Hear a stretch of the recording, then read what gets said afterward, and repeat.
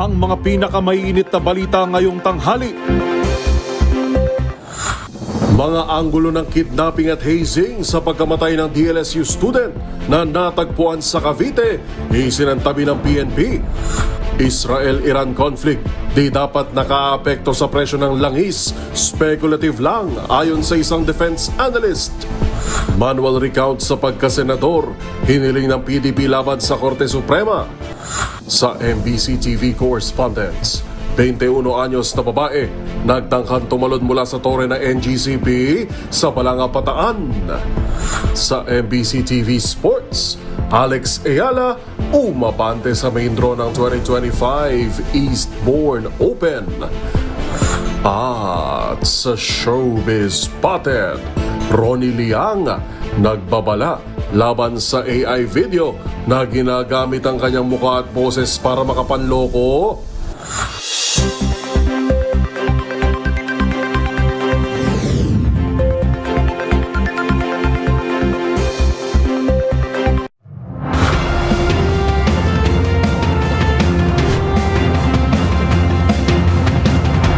Bawat balita, makabuluhan. Bawat kwento, makapangyarihan. Boses ng Pilipino para sa Pilipino. Live mula sa MBC TV Studio. MBC TV Network News.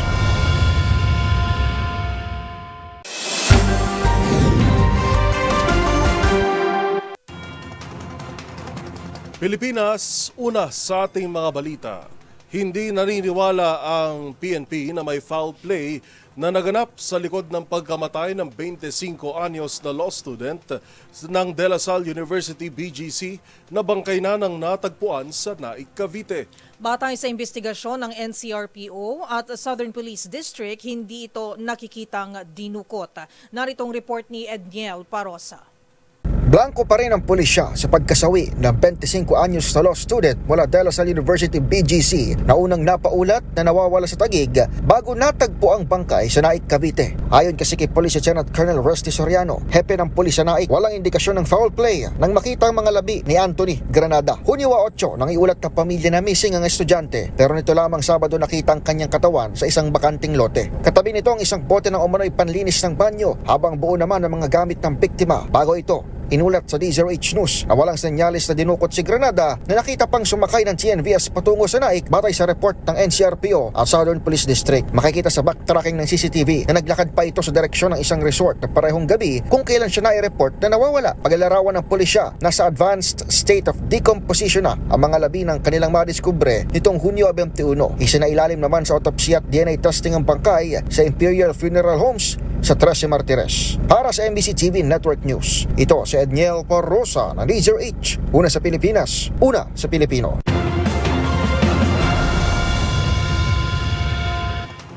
Sa Puwersang nagkilos protesta ang iba't ibang militanteng grupo sa Commonwealth Avenue sa Quezon City bilang pagtutol sa nakaambang taas singil sa petrolyo bukas. Ang kanilang sigaw, tanggalin ang value-added tax at excise tax sa langis.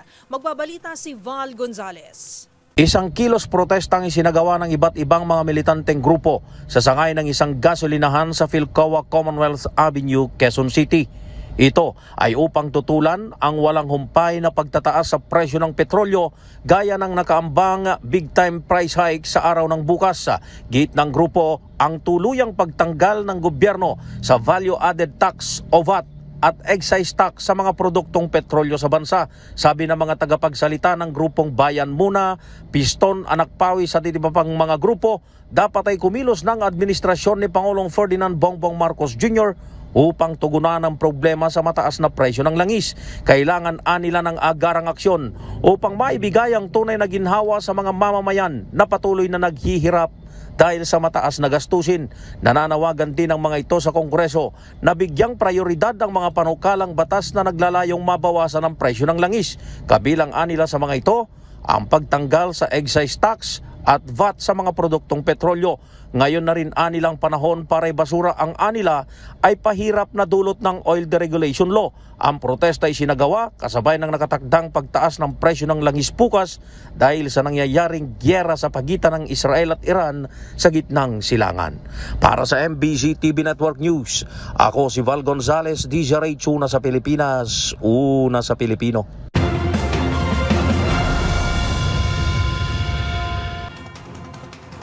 Pinabulaan na naman ang isang analyst na direktang epekto ng girian ng Israel at Iran ang nakaambang taas singil sa presyo ng petrolyo bukas. Sinigundahan ito ng Energy Department na nagsabing spekulasyon pa lamang ang oil price hike dahil wala pa namang nagaganap na supply disruption.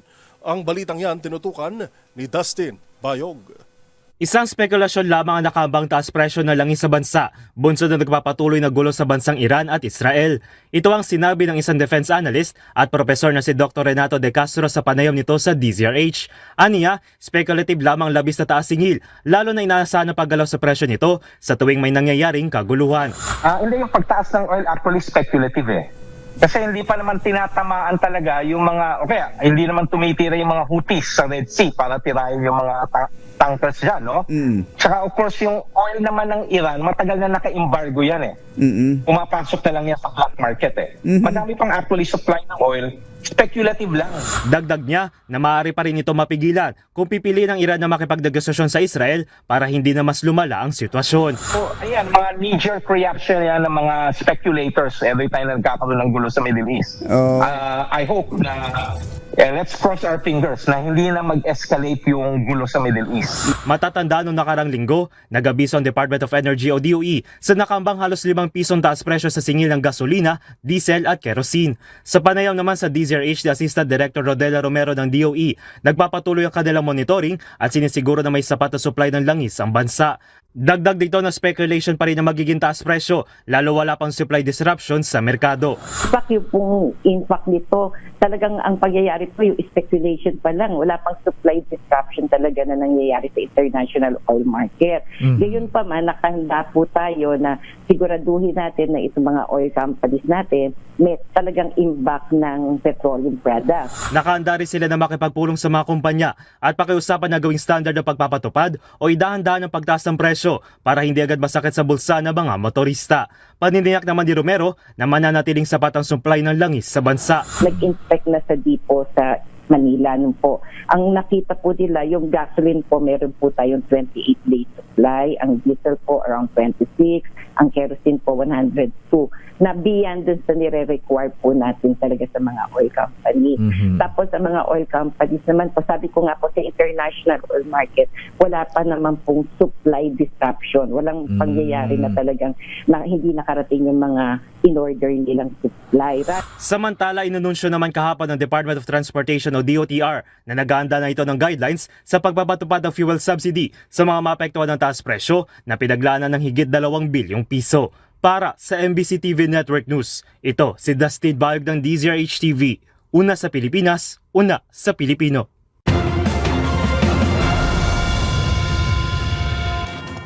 Inatake man ng Estados Unidos ang 3 nuclear sites nito, hindi nagpatinag ang Iran at muling nagpakawala ng missile sa Israel. Babala pa ng Iran, lalo lamang pinalalala ng Amerika ang nagpapatuloy na Israel-Iran conflict. Narito si James Galange. Muling nagpakawala ng barrage ng missile attacks ang Iran sa ilang syudad sa Israel, ilang oras matapos ang naging pag-atake ng Amerika sa mga nuclear sites ng Iran kahapon. Kung saan narinig ang mga pagsabog sa ilang coastal hubs ng Tel Aviv at Jerusalem at aabot na sa 20 kataong naitalang sugatan. Dahil dito, umakyat na rin sa 25 Israeli ang nasawi mula nang sumiklab ang gyera sa pagitan ng dalawang bansa noong nakaraang linggo. Pagbabala ng Iran, ito raw anyang isa sa magiging walang katapusang epekto o consequence matapos ang naging aksyon ng Amerika sa kanilang bansa. Una na rin itong tumanggi sa anumang alok na nuclear peace talks na siyang inihain ni US President Donald Trump. Sa isang national address, ibinida ni Trump ang naging matagumpay nitong missile attack sa 3 nuclear site ng Iran kabilang na ang Fordo, Isfahan at Natanz. Our objective was the destruction of Iran's nuclear enrichment capacity and a stop to the nuclear threat posed by the world's #1 state sponsor of terror. Tonight I can report to the world that the strikes were a spectacular military success. Habang nagbabala na rin ito na mas malala pa umano ang maaaring maranasan ng Iran sakaling magsagawa ito ng retaliatory actions laban sa kanila. There will be either peace or there will be tragedy for Iran far greater than we have witnessed over the last 8 days. Samantala, nagpahayag na rin ng pagkondena ng iba pang mga bansa matapos ang naging aksyon ng Amerika gaya ng China at Russia, dalawa sa mga bansang may hawak din ng nuclear power sa buong mundo. Para sa MBC TV Network News, ito si James Galangin ng DZRH TV, una sa Pilipinas, una sa Pilipino.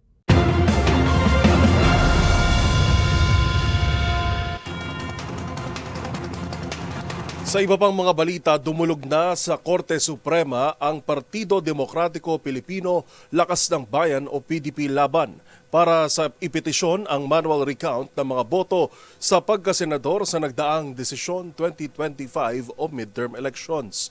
Reklamo ng kanilang kampo, may di umano'y 17 milyon na overvotes habang may mga balota rin umano ang nawawala. Tinutukan yan ni Boy Gonzales. Hiniling ng PDP Laban sa Korte Suprema na utusan ng COMELEC na magsagawa ng manual recount para sa mga boto sa pagkasenador nitong nagdaang 2025 midterm election batay sa supplemental petition for mandamus na inihain ni na Atty. Israelito Torion at Atty. Jimmy Bondoc. Maraming irregularidad umano ang nangyari noong nakalipas na eleksyon dahil sa walang isinagawang manual counting sa mga presinto. Nilinaw naman ni Bondoc na natalong senador na hindi layunin ng petisyon na sila'y maupo sa pwesto kundi upang matiyak na masunod ang nararapat na batas. Kasama sa reklamo sa petisyon ang umano'y 17 milyong overvote. Nawawalang 6 na milyong balota at iba pa. Yung overvotes. And again, yan po ay resulta rin ng walang manual count. So pag in-implement po natin yung manual count, magkakaalaman na po talaga tayo kung talaga na-affect yung overvotes. Kabilang sa mga respondent sa petisyon, ang mga opisyal ng COMELEC kung saan hindi nila umano maipaliwanag sa publiko ang totoong nangyari.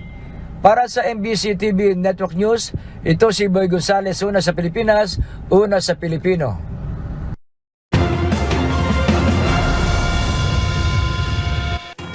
Samantala, naisamang linawin ng Commission on Elections o COMELEC ang pagbasura ng Korte Suprema sa second placer rule sa eleksyon.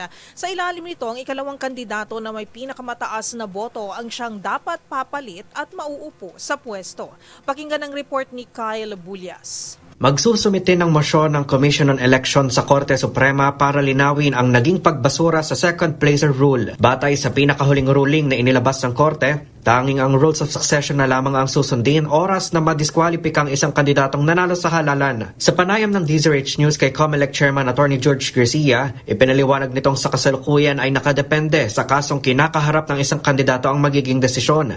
Ayon sa Haloshos versus COMELEC, kapag cancellation ng kandidatura, dito sinusunod ang second placer rule kung saan ang ikalawang kandidato na may pinakamaraming boto ang ipoproklamang nanalo. Pero kung disqualification naman, dito napapasok ang rules of succession kung saan ang mauupong alkalde ang vice-alkalde at ang papalit naman sa kanya ay ang number 1 councilor. Batay naman sa Magundadato versus COMELEC na pinakahuling inilabas ng Supreme Court, wala ng distinction at susundin na lamang ang rules of succession. Kapag lumabas ang desisyon after the election, nanalo ka, pero ikaw pala ay nagsinungaling doon sa mga binanggit ko na grounds, ang makakaupo Sir Angel, kung ikaw ay mayor, yung vice mayor mo, kung ikaw ay governor, yung vice governor mo. Succession po ang ia-apply at hindi yung second placer rule.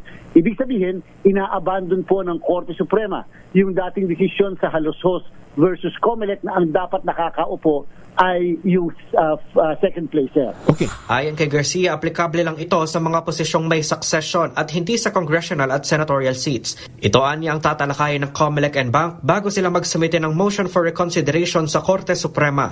Kung ganitong alam na namin na may desisyon ang Korte Suprema sa ganyan, sabihin na natin na kami magmo-motion for reconsideration, ang isang katanungan ay dapat bang magtuloy ang COMELEC sa paglalabas ng mga desisyon na ang pauupuin pa rin namin ay yung mismong second placer.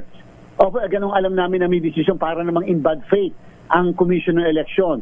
So, ibig sabihin, hindi po ba pinakamagandang gawin ng COMELEC ay hintayin yung pinakapinal na desisyon ng Korte Suprema sa bagay na ito. Para sa MBC TV Network News, ito si Kyle Bullias ng DZRH. Una sa Pilipinas, una sa Pilipino.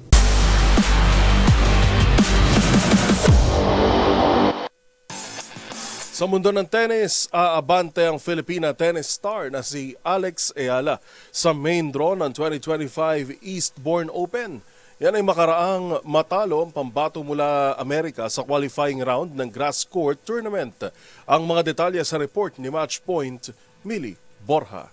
Nakahabol mula sa isang set na pagkaiwan si Filipina tennis star Alex Ayala upang talunin ng Amerikanang si Hailey Baptiste at makapasok sa main draw ng 2025 Eastbourne Open sa United Kingdom. Nagwagi si Ayala sa score na 6-7, 7-6, 6-1 matapos ang isang mahirap na labanan sa qualifying round ng grass court tournament. Pagkatapos dominahin ang ikalawang set, agad na lumobo sa 3-0 ang lamang ni Ayala sa deciding set bago itigil ang laro dahil sa medical timeout ni Baptiste. Pagbalik sa aksyon, nakakuha ng dalawang sunod na game si Ayala para umabante sa 5-0 bago muling humiling ng timeout ang kalaban. Nakaisa pang game si Baptiste pero tuluyang sinalyohan ni Ayala ang panalo sa mabilis na final game. Bago ito, magugunitang dinomina ni Ayala ang Turkish player na si Zeynep Zonmes sa first round ng qualifying with 6-1 and 6-3. Para sa MBC TV Network News, ito si Millie Borja ng DZRH TV, una sa Pilipinas, una sa Pilipino.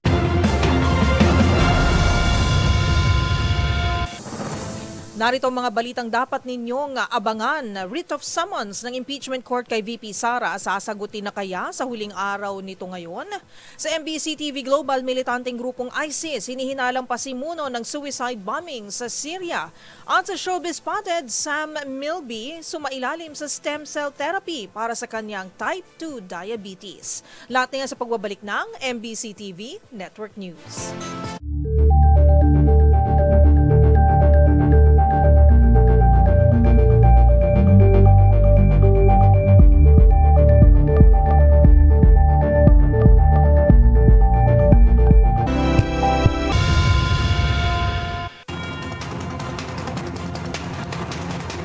Samantala, hanggang ngayong Lunes na lang maaaring magsumite ng kanyang sagot sa summon ng Senate Impeachment Court si Vice President Sara Duterte. Ito'y matapos bigyan ng 10 araw ang Vice-Presidente para sagutin ang mga kasong kanyang kinakaharap kaugnay sa paggamit ng confidential funds ng Office of the Vice President at DepEd. Ayon sa tagapagsalita ng tribunal na si Attorney Reginald Tongol, wala pa rin silang natatanggap na reply mula sa Vice-Presidente. Matatanda ang nasa Australia si VP Sara para dumalo sa rally na nananawagan sa pagpapalaya sa kanyang ama na si dating Pangulong Rodrigo Duterte. Ito ang pang-apat na bansang pinuntahan ni VP Sara sa loob lamang ng isang buwan.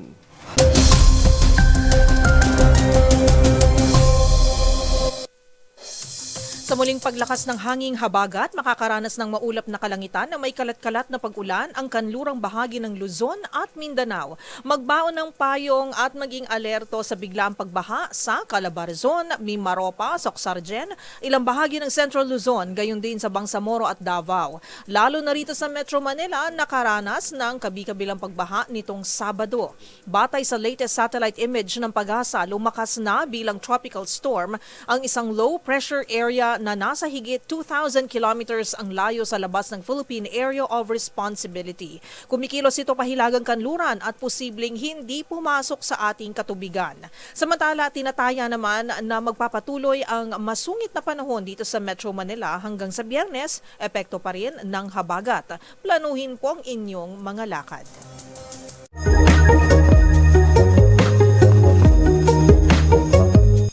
Nagkalat sa social media mga larawan ng tila higanteng paru-paro na naglipanas sa Metro Manila. Madalas mang ikinakabit sa pamahiin para sa ilang eksperto, ito raw ay nakababahala. Alamin na des, kulupo na mariposa sa lungsod, dapat bang ikatakot? Tinatawag na tropical swallowtail moth na may scientific name na Lysa zampa.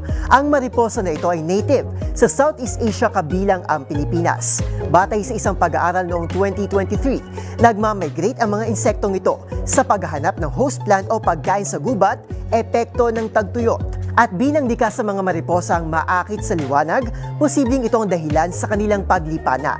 Ang problema, wala rito ang kanilang pagkain, bagay na pwede nilang ikamatay. At kasama sa trahedyang ito, ang magandang genes na hindi maipapasa sa susunod nilang salinlahi. Tandaan, mas makulay ang mundo kung alam mo hiwaga sa pag-ikot nito. Ako po si Arnold, nagpapaalalang sa kaalaman ay walang labis, magsaliksik para siguradong alam na this.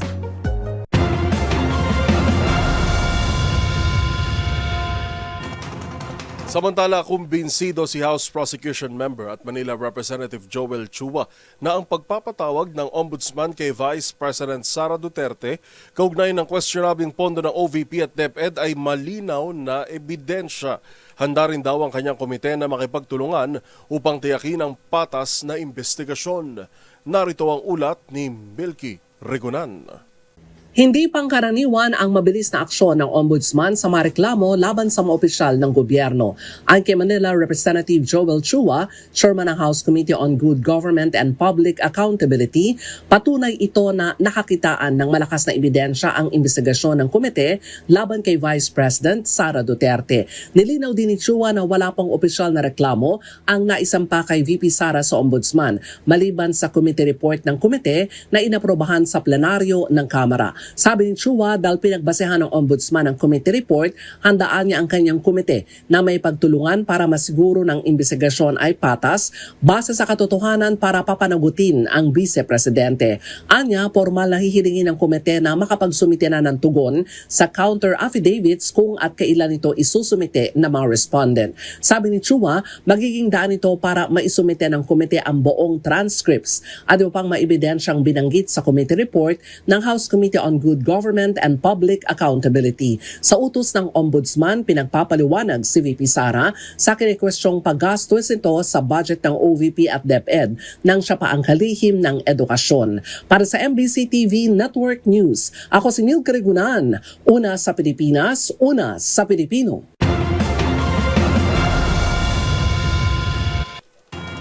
Personal na sinaksihan ni Pangulong Bongbong Marcos ang pagkakabit ng 5 Starlink internet units sa 5 paaralan sa Marawi City, Lanao del Sur. Maliban sa internet, namahagi rin ng Pangulo ng school bags para sa mga estudyanteng apektado pa rin ng Marawi Siege noong 2017. Tinutukan yan ni Let Narciso.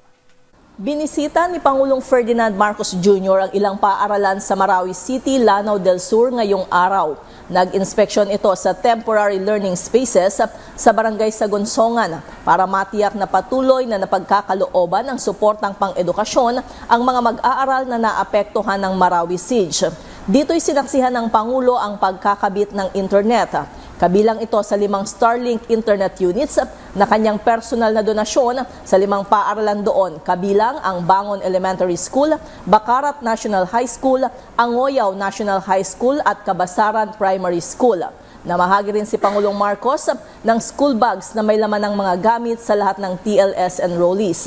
Ang TLS ay isang emergency education initiative na inilunsad matapos ang Marawi Siege noong 2017.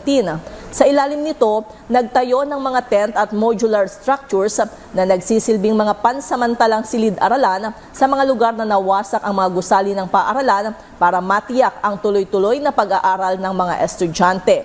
Sunod na pinuntahan ni PBBM ang Dansalan Integrated School sa Barangay Mongcado Colony. Bukod sa pagbisita sa mga paaralan, kasama rin sa mga aktibidad ng Pangulo ang inspeksyon sa Marawi Port at Marawi General Hospital.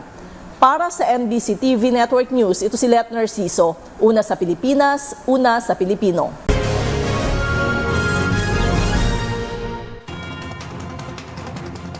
Aabot naman sa 20 individual ang nasawi sa suicide bombing sa isang simbahan sa Syria na pinaghihinalaang may kinalaman umano sa terrorist group na ISIS, habang isang tourist hot air balloon tragedy naman sa Brazil ang ikinasawi ng 8 sa 21 pasaherong sakay nito. Ang mga balita mula sa ibayong dagat tinutukan sa Global Headlines Report ni James Galange. Balita mula sa Syria, isang suicide bombing ang naganap sa isang simbahan sa Damascus na pininiwalang isa umanong terrorist attack ayon sa mga otoridad. Paghihinala ng Ministry of Interior Affairs ng Syria, may kilalaman umano ang suicide bomber sa terrorist group na ISIS o ang Islamic State of Iraq and Syria. Una muna nagpaputok ng baril ang suspect habang nangyayari ang isang misa at sabay na pinasabog ang sarili. Tinatayang aabot naman sa 20 katao ang nasawi habang kapansin-pansin din ng lubos na pagkawasak ng mga gusali at basag-basag ng mga salamin para kumpirmahan hindi pangkaraniwang bomba ang ginamit ng suspect. Sa iba pang balita, dako naman tayo sa Brazil. Nasunog sa ere ang isang pampasaherong hot air balloon na agad rin bumagsak sa isang kagubatan sa Praia Grande, Santa Catarina kung saan nasawi ang 8 sa 21 kataong sakay nito. Agad namang idinala sa ospital ang 13 pasaherong nakaligtas habang patuloy pa rin ang sinasawang investigasyon ukol sa nangyaring insidente. Maituturing na isa sa mga tourist destinations sa nasabing lugar ang mga balloon trips kung saan 25 hanggang 30 balloon ang pinalilipad araw-araw na kayang magsakay ng hanggang sa 25 katao kada isa. At yan naman nakalap nating balita mula sa iba't ibang panig ng mundo. Para sa MBC TV Network News, ito si James Galangin ng DZRH TV, una sa Pilipinas, una sa Pilipino.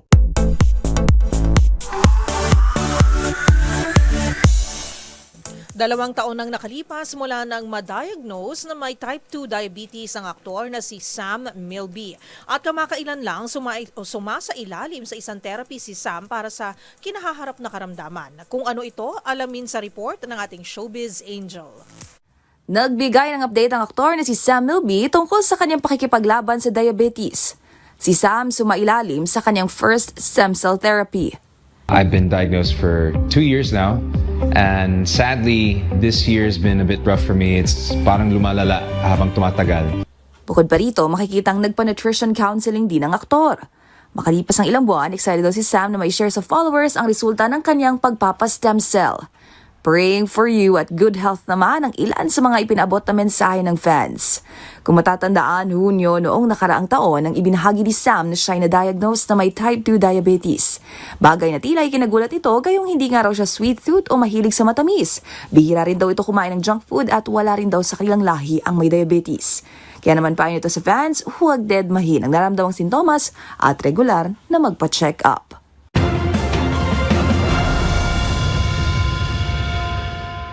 Abangan sa aming pagbabalik, 54 anyos na tricycle driver nagpatiwakal dahil umano sa problema sa pera. Sa MBC TV Sports, Oklahoma City Thunder nasungkit ang kauna-unahang NBA Championship title. At sa showbiz spotted konsehal sa Tuguegarao, nabuking sa kanyang dasal na gawa sa AI. Yan at marami pang iba sa pagbabalik ng MBC TV Network News.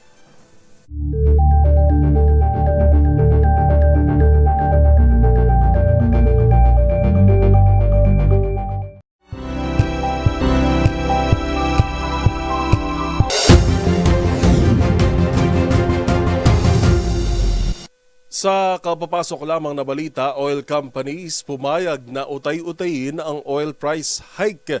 Detalye ng balita mula sa Department of Energy kay Giselle Ricafort. Giselle. Joel, pumayag nga yung mga oil companies sa hiling ng Department of Energy na utay-utayin yung implementasyon ng taas presyo sa mga produktong petrolyo. Iyan yung sinabi sa DZRH ni DOE Oil Industry Management Bureau Director Rino Abad kasunod ng naging pulong ng mga kumpanya ng langis at ng mga energy official kabilang si Energy OIC Secretary Sharon Garin at itong si Undersecretary Alessandro Sales. Ibig sabihin, magiging unti-unti o staggered, hindi bagsakan yung aasahan natin na taas sa mga produktong petrolyo bukas. Sabi ni Abad na magsusumite yung mga oil company ng kanilang implementation scheme kabilang yung magiging breakdown ng staggered adjustment mamayang 6 p.m.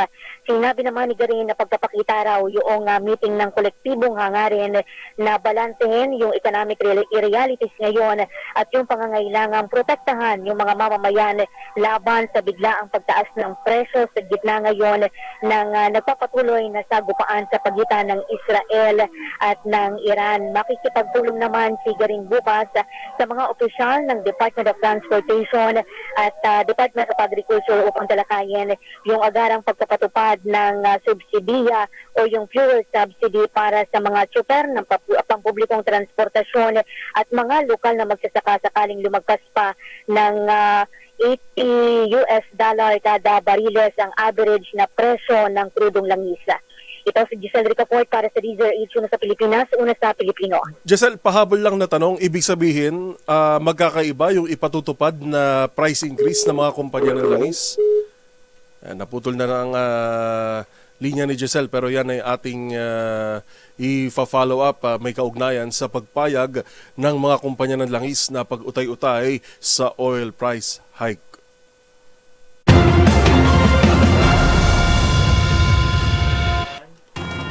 Sa harap ng nakaambang pagsipa sa presyo ng petrolyo bukas, nakipag-ugnay na si Senator Raffy Tulfo sa lead transportation agencies na siyang mangangasiwa sa pamamahagi ng 2.5 billion pesos na fuel subsidy. Sakop ng programa ang mga tsuper, drivers at maging delivery riders.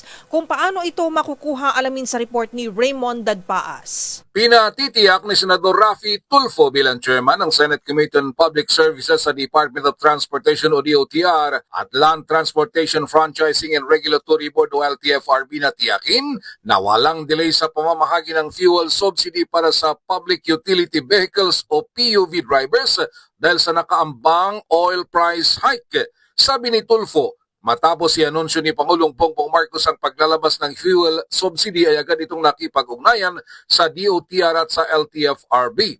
Ito ay para tanungin kung anong plano nila para matiyak na tama at walang delay sa distribution ng fuel subsidy sa mga apektadong sektor na sasalo at mabigat na tatama ng pagtaas ng presyo ng petrolyo. Para sa 2025 ay may 2.5 billion pesos na nakalaan para sa fuel subsidy program. Sinabi ni DOTR Assistant Secretary Michelle De Vera kay Senator Tulfo na inatasan sila ni Pangulong Bongbong Marcos kasama ang LTFRB, Department of Energy at Department of Interior and Local Government na ibahagi ang fuel subsidy kapag nangyari na ang pagtaas ng presyo ng petrolyo ngayong linggo.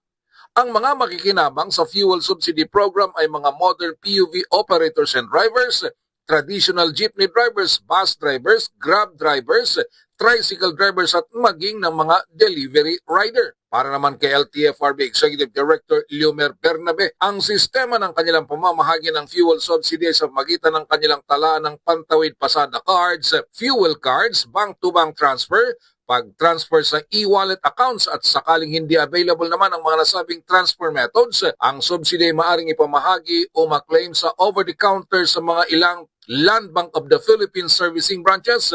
Pinatitiyak ni Tulfo na ang mga benepisyaryo ng programa ang makikinabang at walang magre-reklamo na sila ay napag-iwanan o hindi nabigyan. Batay sa pagtaya ay maaring tumaas mula 3 hanggang 5 piso kada litro ang petrolyo bukas. Para sa MBC TV Network News, ito si Raymond Dadpaas ng DZRH, una sa Pilipinas, una sa Pilipino.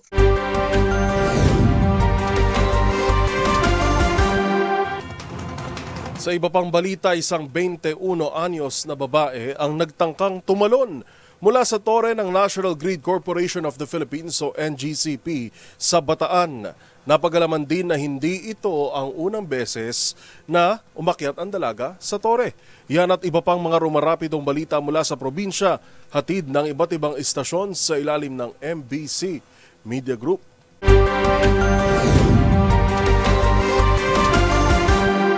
Muling nabulabog ang mga residente ng Barangay Doña Francisca matapos na muling umakyat sa tower ng NGCP ang isang 21 anyos na babae kahapon sa tangkang pagpapatiwakal nito.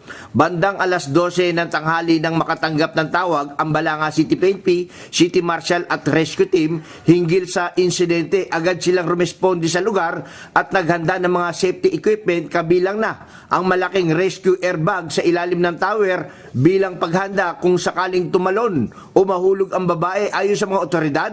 Ito na ang ikalawang pagkakataon na umakyat ito sa naturang tower ang nasabing babae. Una siyang napaulat na umakyat dito, may 3 buwan na rin ang nakakaraan na isinagawa ng hating gabi matapos uminom ng alak at magtampo sa kanyang live-in partner. Sa insidente kahapon, sinabi ng mga residente sa lugar na hindi naman lasing ang babae, nagtampo lang umano ito nang maubusan ng pagkain. Sa kabila nito, kailangan pa rin kumbinsihin ng barangay kapitana at ilang kagawad ng konseho upang mapababa siya sa tower. Matapos ang higit 2 oras ng pakikipag-usap, ay matagumpay ding nakuha ng mga opisyal ang tiwala ng babae at ligtas itong bumaba. Patuloy namang minomonitor ng mga otoridad ang kalagayan ng babae at inirekomendang sumailalim ito sa counseling at psychiatrist intervention. Para sa MBC TV Network News, Danny Kumilang, RH37. Una sa Pilipinas, una sa Pilipino. 54 anyos sa tricycle driver nagbigti dahil sa problemang pinansyal sa San Jacinto, Pangasinan. Nadeklarang didonariban na ni Dr. Eileen Susan Casabar ng San Jacinto Rural Health Unit ang biktima na 54 anyos sa tricycle driver na residente ng Barangay San Jose, San Jacinto matapos itong magbigti. Sa ulat ni OIC Chief of Police Major Napoleon Velasco Jr., magkatabing natulog sa kanilang tahanan ang biktima at anak nitong dalagita bandang alas 10:30 ng gabi, subalit nang magising ang anak bandang alas 6:45 ng umaga, wala nang ama sa kanilang higaan at laking gulat niya nang makita ang nakabiting katawan ng ama sa kanilang kusina gamit ang nylon roof. Nabatid sa pamilya ng nasawi na nakakaranas ito ng matinding depresyon, bunsod ng mabigat na suliranin sa pananalapi. Para sa MBC TV Network News, ito si Freddy Pajardo, RH38, una sa Pilipinas, una sa Pilipino. Balita mula sa Davao City. Nabiktima ng online scam ang isang babae mula sa Barangay 21 Dasi, Davao City na matagal na naghihintay ng kanyang national ID matapos siyang malinlang ng isang napapakilalang kinatawan ng gobyerno. Sa report ng Santa Ana Police Station, agad na humingi ng tulong ang 36 anyos na si alias Esa matapos siyang mawalan ng 10,000 sa isang kahinahinalang transaksyon noong Hunyo 22, 2025. Kwento ng biktima, nakatanggap siya ng mensahe tungkol sa isang loan sa Shopee na hindi naman siya nag-apply nito na nakapangalan kay Giselle Jimenez. Kasunod dito, tinawagan siya ng isang nagpakilalang empleyado ng egov.ph na nagsasabing i-deliver na ang kanyang national ID. Hiningan siya ng personal na detalye, pinafill out ng form at tinawagan sa WhatsApp ng isang Grace Robles gamit ang numerong 0985-0350580. Pinakiusapan din siyang i-share screen ang kanyang cellphone kung saan nakuha ang kanyang litrato at biometric details na ginamit para sa transaksyong hindi niya alam. Dahil dito, muli nagbabala ang kapulisan laban sa mga scammer na gumagamit ng pangalan ng gobyerno para makapanloko. Hinimok ang publiko na huwag basta-basta magbahagi ng personal na impormasyon, lalo na sa mga online platform. Para sa MBC TV Network News, ito si June Suter, una sa Pilipinas, una sa Pilipino. 3 dekada na nagtago ang isang lalaki na umaharap sa kasong consented abduction sa bayan ng Pambuan, Northern Samar. Nang malaman naman na pinagtataguan nito, agad itong inalista ng Pambuan Municipal Police Station kasama ang Provincial Intelligence Unit. Naaresto ang nasabing lalaki na wanted sa Barangay Poblasyon, Pambuhan. Ayon sa report ng PNP Pambuan, ang nasabing wanted ay 47 taong gulang na ngayon, isa itong magsasaka at residente na nasabing lugar. Ayon pa sa PNP, 3 dekada itong wanted at pinaghahanap ng batas. Inalis ang nasabing akusado sa bisa ng warrant of arrest na inilabas ang Judicial Region MCTC ng Pambuan Salvino Lubas, Pambuan, Northern Samar noong March 7 pa taong 1997. Ayon pa sa PNP, umaabot lamang ng 5,000 ang inirekomendang piyansa ng korte para sa pansamantalang kalayaan na nasabing akusado. Habang siya ay naristo, ipinalam sa kanyang mga karapatan bilang akusado sa ilalim ng Miranda Doctrine at dinala sa Pambuhan Municipal Police Station para sa dokumentasyon at tamang disposisyon bago ilipat sa hukuman na pinagmulan ng kanyang warrant of arrest. Samantala, sinabi ng PNP Pambuhan na ang matagumpay na pag-aaristo ay patunay lamang ng pagkakaroon ng kooperasyon ng komunidad upang ituro ang mga wanted na nagtatago sa kanilang mga lugar.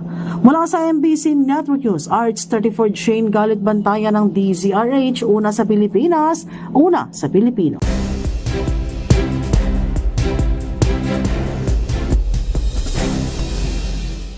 Bilang isang katolikong bansa, nakasanayan na nating mga Pilipino na simulan ng anumang programa nang may basbas ng panalangin at gabay mula sa may kapal. Pero sa viral video na ito, mapapakinggan ang tila extended prayer na nilikha ng artificial intelligence. Ang prayer leader kasi napasobra sa binasang dasal. Ang viral moment na yan, silipin sa ulat ni Arnold Herrera.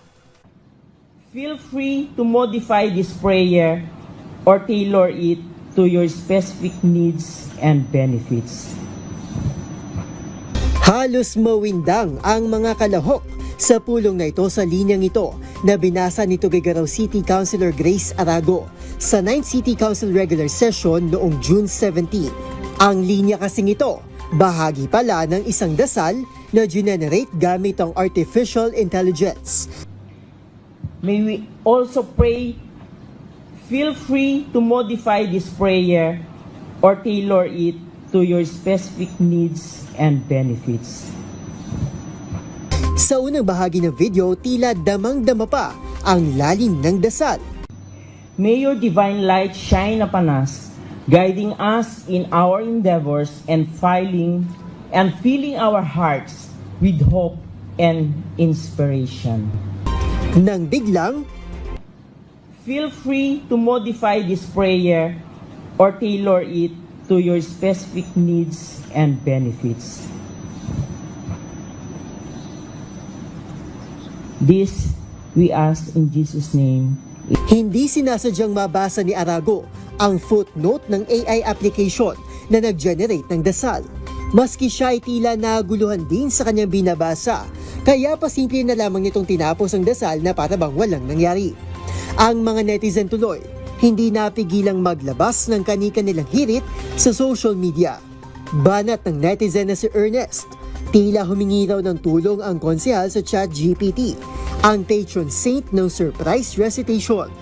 Dismayado rin ang netizen at kapwa nito residente na si Nestor, dahil maski simpleng dasal ay kinatamaran pa nito, bagay na malaking sampalaan niya sa pagkapolitiko ni Arago. Para naman sa mga netizen na ito, labis daw na nakakahiyang nangyari at halatang hindi galing sa puso ang naturang dasal. Sa ngayon, hindi pa naglalabas ng tugon si Arago kaugnay ng isyong kinasasangkutan nito. Para sa DZRH TV, ito si Arnold Herrera. Una sa Pilipinas, una sa Pilipino.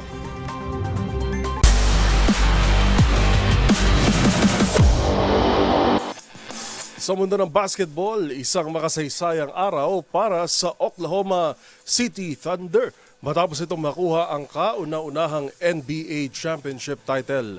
Sa harap ng kanilang mga fan, tuluyan ng sinelyuhan ng kupunan ang korona ng talunin ng Indiana Pacers sa Game 7 ng Finals at maghari sa 2025 season. Ang naging laro, tinutukan ni Matchpoint Millie Borja. 22nd turnover for Indiana. The Thunder have taken the NBA by storm. For the first time, the NBA champion resides in Oklahoma City. The storybook season is complete.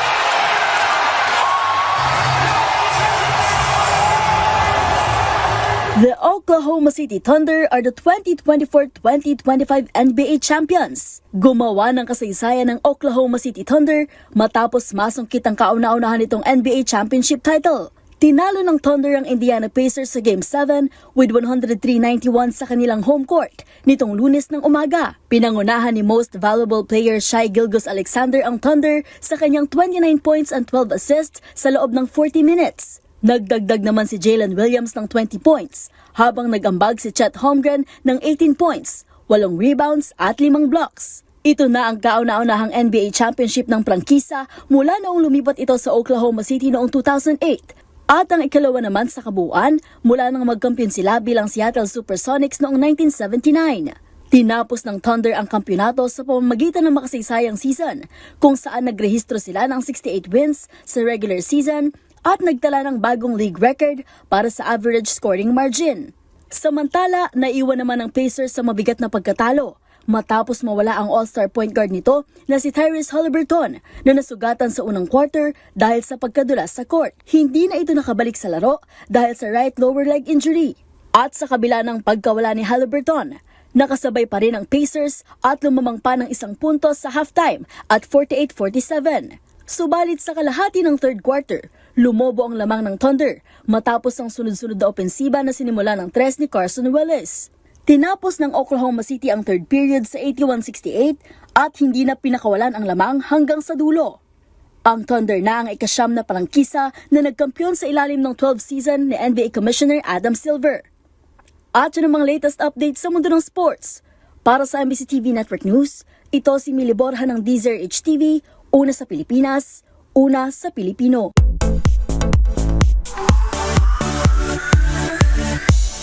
Nagbabala ang singer-actor na si Ronnie Liang laban sa mga nagkalat na peking video online gamit ang kanyang mukha at boses.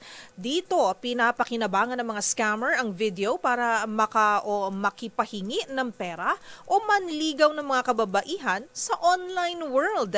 Narito ang Showbiz Report.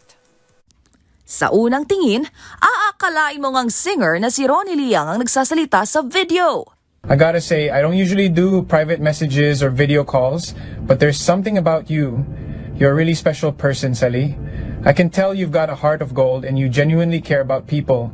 Don't cry, okay? I'm here for you through thick and thin, and I've got a little surprise for you, so let's chat. Pero ang totoo, produkto lamang ito ng AI o Artificial Intelligence. Dahil dito, agad nagbabala ang iti hitmaker sa kanyang followers. Pagdedetalye ni Ronnie, kinagamit daw ito ng mga scammer para makapangloko online. Partikular na ang manghingi ng pera, manligaw ng foreigner o ng isa ring Filipina at manghikayat na mag-invest sa crypto.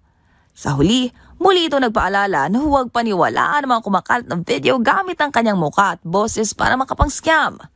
Bukod sa pagiging singer-actor, si Ronnie Liang ay isa ring licensed pilot at reservist ng Philippine Army.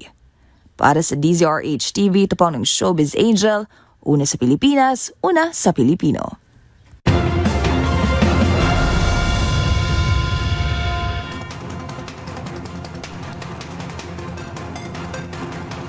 At iyan po ang mga balitang aming nakalap ngayong araw ng Lunes. Ito po si Yuel Reyes. At ako naman po si Karen Oyong. Magkita-kita tayong muli bukas, araw ng Martes, para sa mga balitang makabuluhan, mga kwentong makapangyarihan. Hatid ang boses ng Pilipino para sa Pilipino.